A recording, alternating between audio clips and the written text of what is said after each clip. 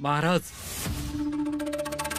महाराज, एक आनंदाची बातमी आहे, कदाचित आतापर्यंतची सगळ्यात मोठी आनंदाची बातमी. काय? महाराज, भीमरावच्या घरात आता वाटणी होईल. वाटणी म्हणजे हे महाराज की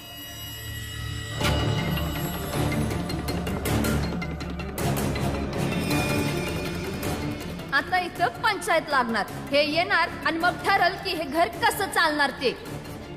आणि मला तर वाटत नाही की आपल्या समद्यांच्या सोबत राहिल्याने आपण शांतीने जगू शकू. म्हणून चांगलं होईल की आपण वाटण्या करून घेऊ.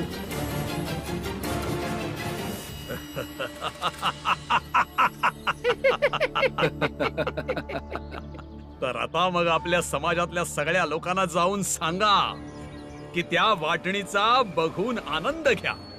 कारण बऱ्याच वर्षांपासून त्या भीमरावच्या कुटुंबाच्या एकतेमुळे आपल्या समाजातील लोक कमकुवत पडत होते.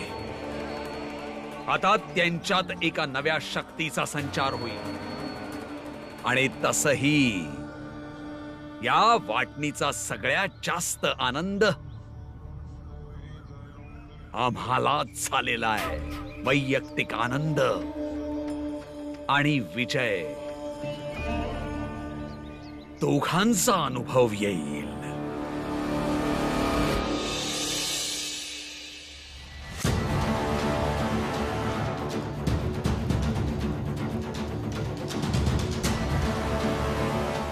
अरे तमाशा अजून सुरू नाही झाला का? होणार, आणलंय जोमात होणार, पाहतच राहावा.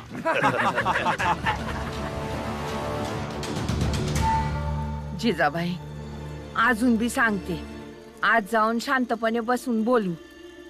इथं बाहेर समद्यांच्या समोर तमाशा करायची काय बी गरज नाही. ऐक माझं सांगणं. नाही, जे बी होणार ते समद्यांमोर होणार. आणि जो बी निर्णय घेतला जाईल तो आजच्या आज घेतला जाईल. माझ्या वहिनीचा सूड मी नक्कीच घेणार. आता लवकरात लवकर रामजी आला पाहिजे. अरे खरा तमाशा तर तेव्हाच सुरू होणार आहे. हे घ्या, रामजी पण आले. ये रामजी, ये लवकर, आता काढ तोडगा.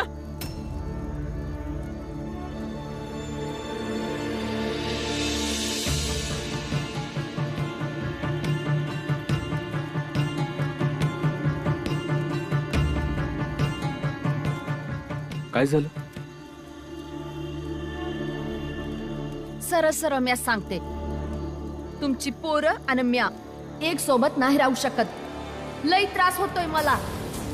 घे रामजी, तुझ्या बायकोसने बी आता तुझ्यामुळे त्रास होतोय.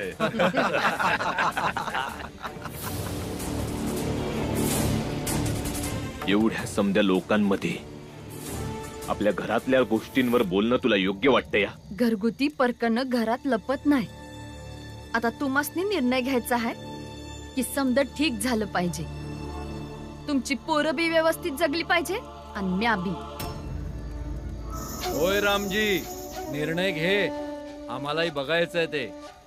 लाज वाटत नाही का तुम्हासनी? दुसऱ्यांच्या घरगुती गोष्टींमध्ये तोंड वर करून मजा बघायला येतात ते? नाही लाज वाटत. काय करणार, आम्ही बेश्रम आहोत ना. गावाच्या प्रत्येक प्रकरणामध्ये तुमचं कुटुंब नाक खुपसत असतं. आता आम्हालाही बघायचंय की घराच्या प्रकरणामध्ये तुमचं कुटुंब काय करतं ते. चल आतमध्ये जाऊन बोलूया. नाही, तुमची बायको होण्याच्या नात्यानं मला बी तुमच्या आबरूची काळजी आहे. पर या लोकांपासून लपून एकट्यामध्ये तुम्ही तुमच्या पोरांच्या बाजूने निर्णय घ्या. म्हणून हेच बरोबर राहील की तुम्ही समद्यांमोर निर्णय घ्या. म्हणजे ह्यासनी बी कळल की तुम्ही जो निर्णय घेतला आहे तो किती तुमच्या पोरांच्या बाजूने आहे आणि किती माझ्या बाजूने आहे. सांग, काय हवंय तुला? तेच करीन म्या. वाटणी पाहिजे मला.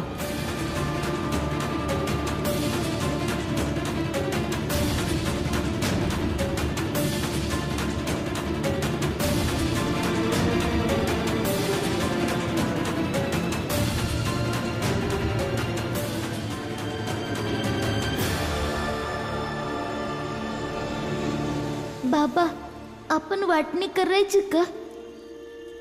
कधीपासनं समजवायचा प्रयत्न करते, समजतच नाही हिला. माहित नाही काय झालंय हिला. रामजी तुझ्या बायकोसनी तर आता वाटणी पाहिजे हाय. काय बोलणार की नाही? आम्हाला बी बघायचं की तू काय निर्णय घेतोय ते. हे बघा, अशा गोष्टींवर असं जाहीरपणे बोलणं चांगलं नाही हाय. आम्ही आहोत ना, आणि आमच्या समजांचा विश्वास ठेवा. रामजी जो काही निर्णय घेईल ना, तो पोरांबरोबर तुमच्यासाठी बी चांगलाच असेल. नाही,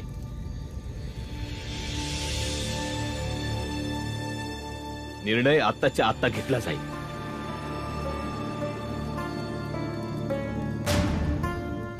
तुला वाटणी हवी आहे ना? झाली मग वाटणी. समधी पोरं मीराच्या वाट्याला. मी हे घर सोडून जातोय. जे बी वाचल ते समज तुझं.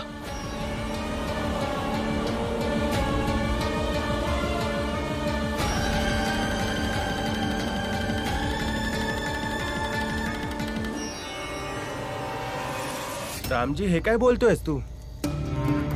भाऊ, हा कसला निर्णय हाय? वय बाबा, असं नका करू.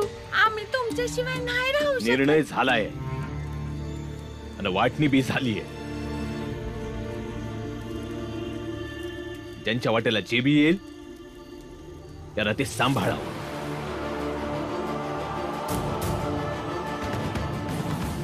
समजू शकतो तू हे असं वाटणीचा निर्णय का घेतलायस. कारण वाटणीमध्ये ज्याच्या हिश्श्यात जे बी येतं, पर बायकोच्या हिश्श्यात नवराच येतो. पर तू चुकीचा निर्णय घेतीस. तुझा नवरा या जगापरीच जरा वेगळा आहे. आता या वाटणीनंतर तू खुश राहा नाहीतर दुःखी. आता हेच तुझं नशीब आहे.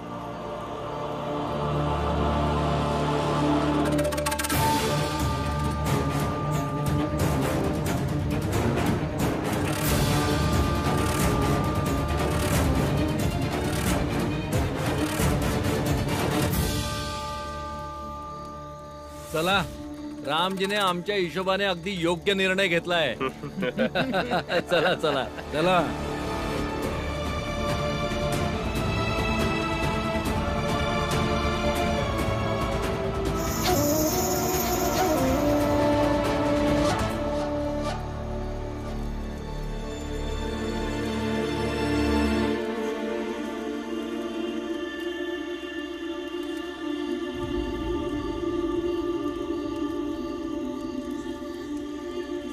भीम, अरे बस बस बस.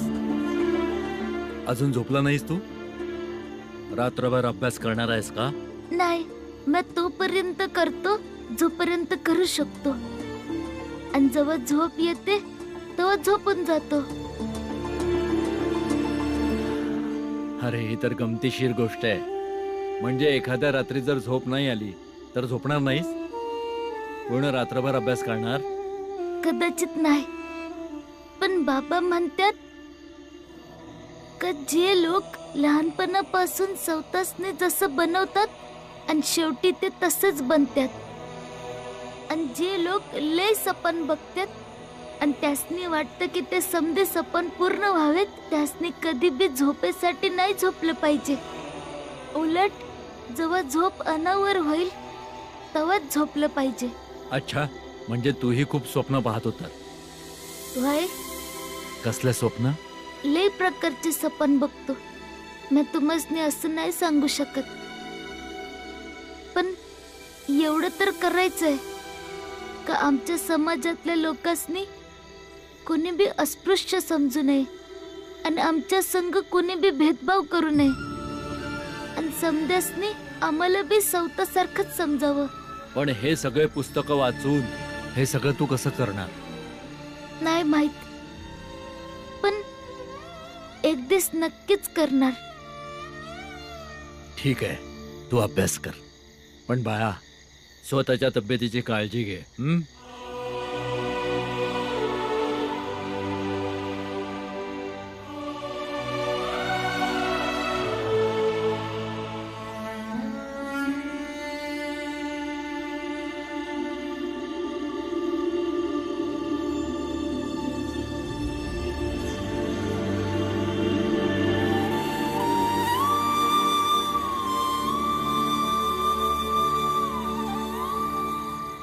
नक्कीच करणार.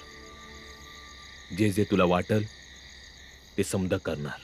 बाबा तुम्ही इथं? तुझ्या वाणी मी बी घर सोडून आलोय. पण बाबा तुम्ही घर का सोडलं? समद्यासनी वाटणी पाहिजे होती. तुला भी जिजाबाईसनी भी या माझ्या हिश्श्यामध्ये तुला घेतलं.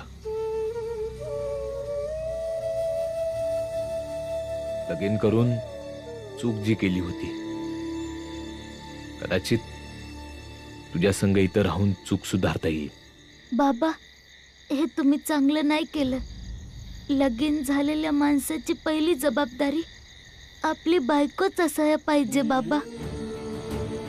आणि माझी आई या गोष्टीचा अभिमान करत होती, कारण तुम्ही तिची काळजी घेत होते. मग तुला काय वाटतं, मी त्या बाई संग राहावं जिच्या येण्यानं सगळं काही बिघडून गेलं? मला नाही ठाऊकी मी किती बरोबर आहे आणि किती चुकीचा, पण मला हीच पद्धत बरोबर वाटली. पण बाबा हे लय चुकीचं आहे. म्हणजे तू खुश नाही आहेस की म्या तुझ्याकडे आलोय ते? ठीक आहे, जातो मग म्या इथून कुठेतरी दूर. पण हे तर खरं आहे की मी आता घरला नाही पुन्हा जाणार. बाबा तुम्ही असं कशा पायी बोलताय? वा, तू नाराज होऊन जर घर सोडून जाऊ शकतोस तर म्या नाही सोडू शकत. तुझ्या नाराजीला मी समजून घेतलं, आणि आता माझी नाराजी तुझ्यासाठी काय बी नाही.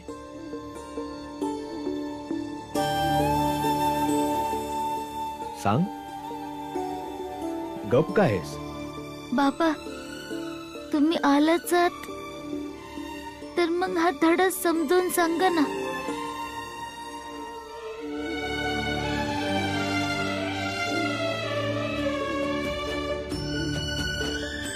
हे दोघे बापलेके तर कमालीचे आहेत. ज्याविषयी हे बोलतात त्यापेक्षा जास्त सार्थक तर ह्या गोष्टी होतात ज्याबद्दल हे बोलत नाही.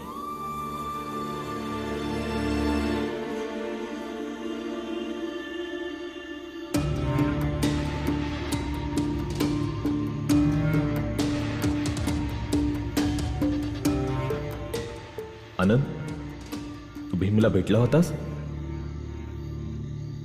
म्हणजे बाबा माझ्या आधीच भीमासनी भेटले होते. कधी वाटलंच नव्हतं की असं बी होईल. मला वाटलं लग्नानंतर समद नीट होईल. समधी चूक माझी आहे. बरं झालं असतं की मी भाऊचं लगीन करून दिलं नसतं.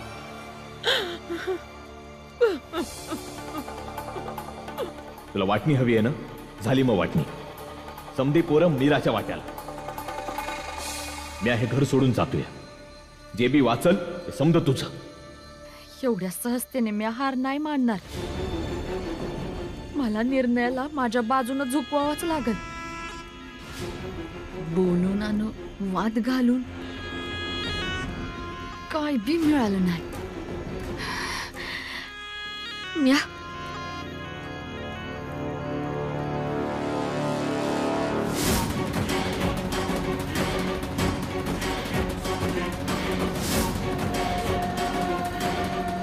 आता त्यासनी घाबरवून घेईन.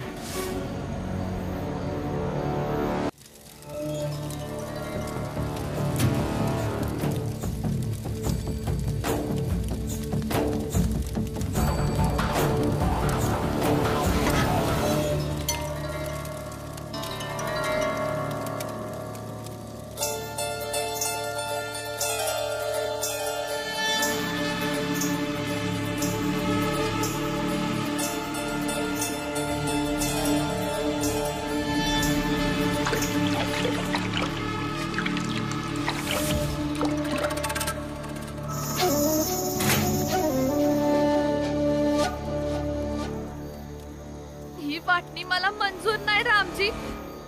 म्या माझा हक्क घेऊनच राहणार.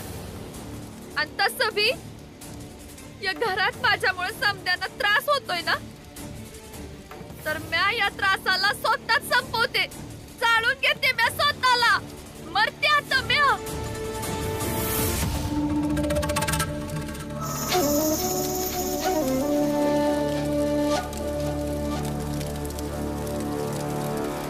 मरते म्या.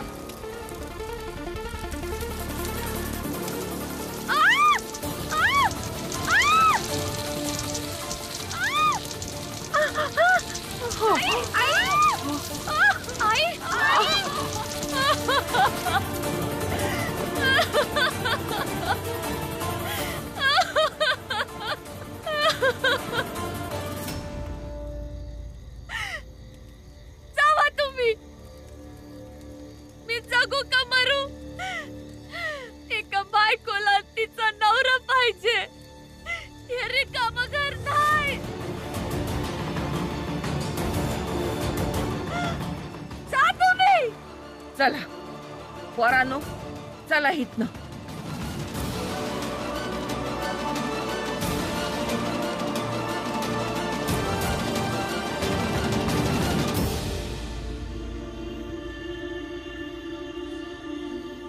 हे बघा, तुम्हासनी भीम आवडो किंवा न आवडो, पण भीमनी मला सांगितलंय की तुम्हाला काय बी त्रास झाला नाही पाहिजे, काय बी दुःख व्हाया नको.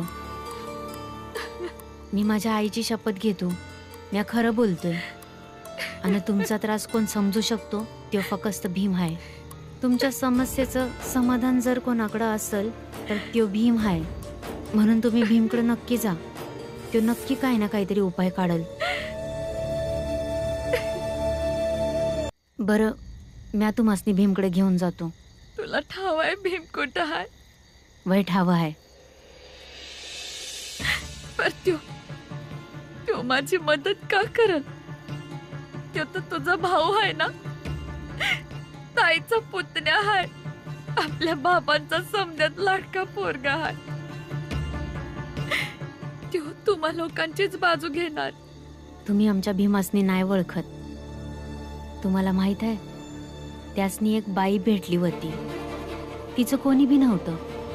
त्यासनी तो घरी घेऊन आला.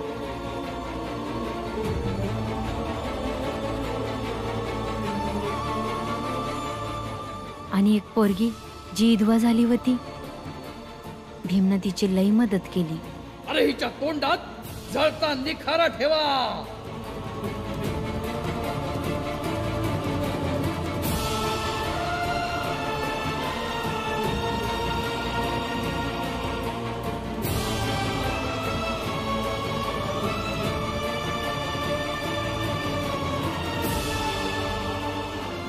माधवीताई पुण्यात जाईल, सावित्रीबाई फुलेंच्या विधवांच्या आश्रमात. पर त्याची स्वतःची लढाई होती किंवा त्यांच्या विरुद्ध लढायचं होतं ते दुसरे लोक होते. इथं त्यासने आपल्याच लोकांविरुद्ध लढायचंय.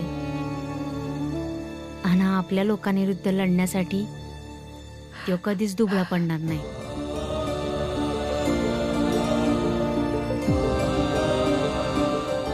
बरं, तुम्ही एक गोष्ट सांगा, तुम्ही या जगात समद्यात जास्त प्रेम कोणावर करता हो? माझ्या बाबांवर. तुम्ही चला, आणि भीमासनी भेटल्यानंतर तो जे बी सांगल त्याची समीक्षा एकदम प्रामाणिक तऱ्हेने करा. आणि तुम्हाला तुमच्या बाबांची शपथ, कोणाची बी बाजू न घेता निर्णय घ्या. आणि एक पैका बी तो न्याय करण्यापासून चुकला तर मी खरं सांगतो की मी आयुष्यभर त्याच्याशी बोलणार नाही, त्याच्याशी समधी नाती तोडीन. एवढा विश्वास आहे भीमवर? सौता परीस जास्त.